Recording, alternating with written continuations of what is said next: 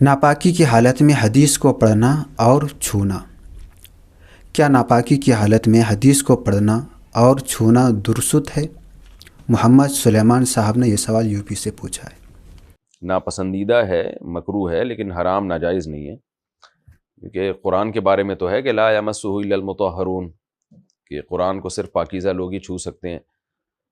تو لیکن احادیث کے بارے میں ہمارے پاس ایسی نہ کوئی حدیث ہے نہ کوئی آیت ہے، لیکن بہرحال ادب کا تقاضا یہ ہے کہ وحی غیر متلو ہے۔ وحی کی دو قسمیں، ایک وحی جس کی تلاوت کی جاتی ہے وہ اللہ کا کلام ہے، اور ایک وحی وہ ہے جو ہے تو وحی اللہ ہی نے نازل کی ہے، لیکن الفاظ پیغمبر صلی اللہ علیہ وسلم کے اپنے ہیں، تو وہ حدیث ہے۔